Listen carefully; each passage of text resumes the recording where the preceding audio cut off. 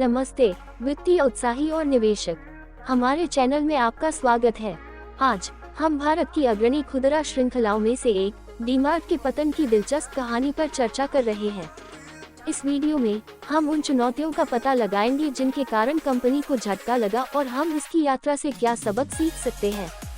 तो आइए डीमार्ट के पतन के बारे में जानें और उन कारकों को समझें जिन्होंने इसकी चुनौतियों में योगदान दिया।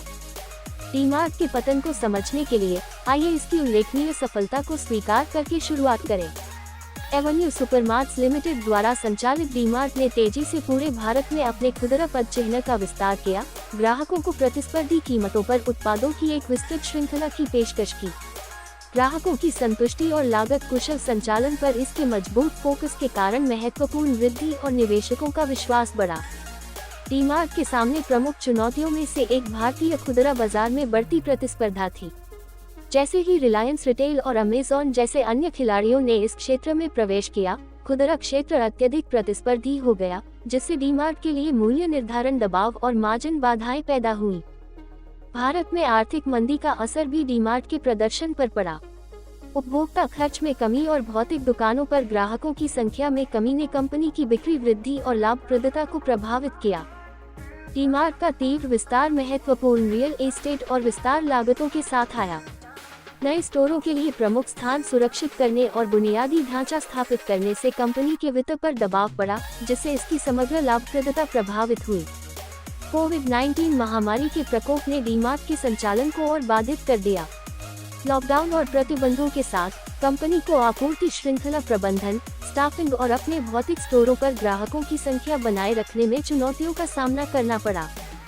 डीमार्ट का व्यवसाय मॉडल रियायती कीमतों पर उत्पाद उपलब्ध कराने पर बहुत अधिक निर्भर था, जिसके परिणामस्वरूप लाभ मार्जिन कम हो गया।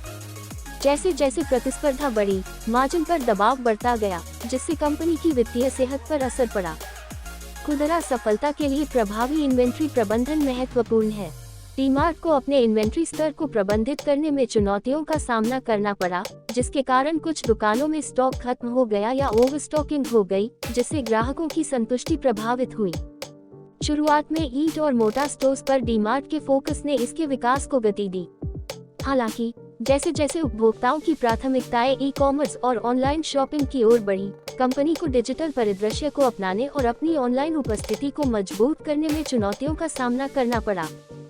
डीमार्ट का पतन व्यवसायों और निवेशकों दोनों के लिए मूल्यवान सबक प्रदान करता है। ये तेजी से बदलते बाजार में चुस्त और अनुकूलनीय बने रहने, राजस्व धाराओं में विविधता लाने और परिचालन दक्षता को अनुकूलित करने के महत्व पर प्रकाश डालता है। डीमार्ट का पतन प्रतिस्पर्धी और गतिशील कारोबारी माहौल में उत्पन्न होने वाली चुनौतियों की एक चेतावनी कहानी के रूप में कार्य करता है। जबकि खुदरा दिग्गज को असफलताओं का सामना करना पड़ा, इसकी यात्रा हमें खुदरा उद्योग के उभरते परिदृश्य को समझने के लिए महत्वपूर्ण सबक प्रदान करती है। हमें उम्मीद है कि आपको डीमार्ट के पतन का ये विश्लेषण ज्ञानवर्धक लगा होगा। यदि आपने किया है, तो कृपया लाइक बटन दबाएं और अधिक जानकारीपूर्ण वित्तीय सामग्री के लिए हमारे चैनल की सदस्यता लें। अगली बार तक सीखते रहें, विकसित होते रहें और अपने वित्तीय उपक्रमों में आगे रहें।